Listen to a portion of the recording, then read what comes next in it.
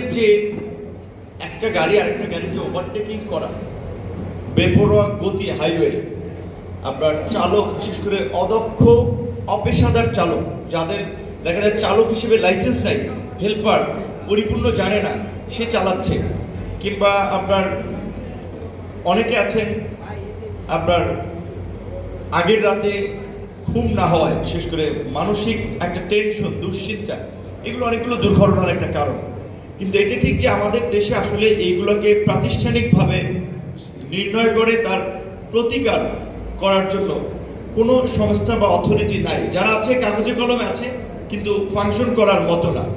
আপনার বিশেষ করে লাইসেন্সের কথা যদি আমরা বলি, আমরা মাসুদ ভাই সুন্দর প্রস্তাবনা দিয়েছেন যে একটা লাইসেন্স কি প্রক্রিয়া হতে পারে। একটা অথরিটি তারা তাদেরকে রোডে চলাচলের জন্য যেই বিষয়গুলো মাথায় রাখা দরকার, সেইগুলো তাদেরকে বোঝানোর পাশাপাশি একটা নৈতিক মূল্যবোধের শিক্ষা দেবেন। কিন্তু এখন আমাদের যে সংস্থাগুলো এই কাজগুলো করে, বিশেষ করে বিআরটি এর কথা বলি বা অন্যান্য জায়গায় বলি, আপনি ঘরে বসেও লাইসেন্স পাবেন, আপনার কোনো ওই ধরনের কোনো পরীক্ষা দিতে হবে না। এবার আমরা সরকারের অনেকগুলো সংস্থা আছে, ব্যক্তি আছে, কাজ আছে, পদক্ষেপ আছে, কিন্তু কোনোটা তো ফলো করা হয় না। দুর্নীতি এবং অনিয়ম রন্ধ্রে রন্ধ্রে ভরে গেছে। কাজে সেই ক্ষেত্রে আমরা যত ভালো ভালো পদক্ষেপ নেই, আমরা তার প্রতিকার পাই না।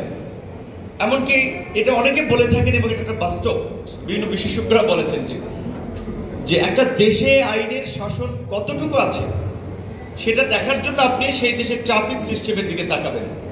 যেই দেশের ট্রাফিক সিস্টেম যত উন্নত, সেই দেশের আইনের শাসন তত শক্তিশালী। যেমন আমি মিডল ইস্টের কথা, আমরা বিভিন্ন দেশে অনেকেই জানি, মিডল ইস্টের দেখেছি যে আমাদের সমস্ত লোকজন যারা গাড়ি ড্রাইভ করে, সিট বেল্ট বাঁধা থেকে শুরু করে আপনার গতি, এক একটা লেন আছে তো আলাদা, তো ওই লেন গতি চালানো, মানে গতি মেনে গাড়ি চালানো, কিংবা অন্যান্য সব ক্ষেত্রে তাদের যে সচেতনতা, বাইরের দেশে এটা আছে, আমাদের দেশে তো এটা নাই। আমাদের দেশে এই যে যেখানে সেখানে গাড়ি পার্কিং, রাস্তার ফুটপাত দখল করে আপনার দোকানদারি, এইগুলো কিন্তু রাজনৈতিক ছত্রছায়াই হয়। তো তাহলে ইলিয়াস কাঞ্চন ভাই যেটা বলেছেন, এটা তার বক্তব্যে, সভাপতির বক্তব্যে বলেছেন যে আমি 32 বছর ধরে কাজ করতেছি, যে 24 বছর এতে স্বাধীন হয়েছে, কিন্তু 32 বছরের সড়ক নিরাপদ হয় নাই। কারণ যাদের দিয়ে ভূত ছাড়াবেন তাদেরই তো ভূতে পাইছে। রাজনৈতিক দলের ছত্রছায়ায় এই সমস্ত অনিয়ম, বিশৃঙ্খলা, নৈরাজ্য